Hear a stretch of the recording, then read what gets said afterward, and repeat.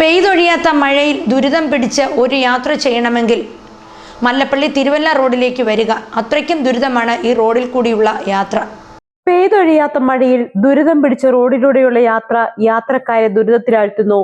മല്ലപ്പള്ളി തിരുവല്ല റോഡിലൂടെയുള്ള യാത്രയാണ് യാത്രക്കാരെ ദുരിതത്തിലാഴ്ത്തുന്നത്. ഈ റോഡിൽ യാത്രക്കാരെ ഏറ്റവും കൂടുതൽ ദുരിതത്തിലാഴ്ത്തുന്നത് ചെങ്ങന്നൂർ കത്തോലിക്ക പള്ളി പടിക്ക് സമീപത്തെ കുഴിയാണ്. ഈ ഭാഗം പൊട്ടിപ്പൊളിഞ്ഞ് ചെളി നിറഞ്ഞു കിടക്കുന്ന കാരണത്താൽ ജനങ്ങൾ ഭയന്നാണ് ഇതുവഴി പോകുന്നത്. റോഡ് ഏത് കുഴി ഏത് എന്നറിയാതെ ജീവൻ പണയം വെച്ചാണ് ജനങ്ങൾ ഇതുവഴി യാത്ര ചെയ്യുന്നത്. സാധാരണ റോഡിന്റെ നടുവിലാണ് തകർച്ച നേരിടുന്നതെങ്കിൽ ഇവിടെ മീൻകടയുടെ മുൻഭാഗം പൂർണ്ണമായും തകർന്ന അവസ്ഥയാണുള്ളത്. അതെ, കേരളത്തിൽ ഇതുപോലെ തകർന്നു കിടക്കുന്ന മറ്റൊരു റോഡ് ഉണ്ടാവത്തില്ല.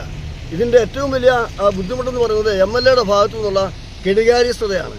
3 പ്രാവശ്യമാണ് ഈ റോഡിന്റെ സർവേ മാറ്റി വെച്ചിരിക്കുന്നത്. ഞങ്ങൾ മനസ്സിലാക്കുന്ന ഏതാണ്ട് 1.5 കോടി രൂപയോളം ഇതിന്റെ സർവേക്ക് തന്നെ ഇപ്പോൾ ചെലവായിട്ടുണ്ട്. കാരണം സർവേ ഓരോ പ്രാവശ്യവും ടെൻഡർ വെക്കുമ്പോൾ എടുക്കാൻ ആളില്ലെന്നാണ് പറയുന്നത്. അങ്ങനെ എവിടെയെങ്കിലും റോഡ് കേരളത്തിലുണ്ടോ? അപ്പോൾ ഇതിലൂടെ ഇതെനിക്ക് തോന്നുന്ന ഒരു കച്ചവട ചരക്കായിട്ട് ഈ റോഡിനെ മാറ്റി. 1, 2 ഇത്രയേറെ ഗതാഗത തിരക്കുള്ള ഈ റോഡിൽ ആളുകൾ എന്ത് ബുദ്ധിമുട്ടിയാണ് വാഹനം ഓടിക്കുന്നത്. ഇപ്പോൾ ടാക്സ് അടയ്ക്കുന്നതിന് 15 കൊല്ലത്തെ ഒരുമിച്ചാണ് ടാക്സ് വാങ്ങിക്കുന്നത്. പക്ഷേ ആ വാഹനങ്ങൾ കൊണ്ട് ഈ റോഡിലൂടെ എങ്ങനെ പോകും?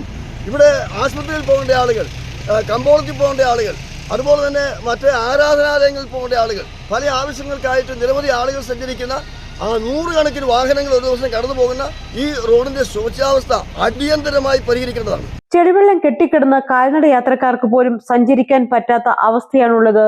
ഇതുകൂടാതെ പാമല കുരിശിന് സമീപവും മനുഷ്യജീവൻ നഷ്ടപ്പെടുത്തുന്ന മരണക്കുഴികളും രൂപപ്പെട്ടിട്ടുണ്ട്.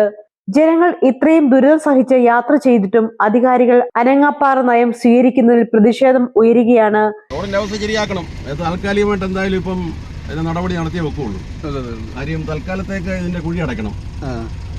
ഇപ്പം 5 കോടി രൂപയുടെ മെയിൻ്റനൻസ് അല്ല റീടാറിങ് റോഡിന് അനുവദിച്ചിട്ടുണ്ട്. ഇതിപ്പോൾ അത് റെഡിയായിട്ട് വരും.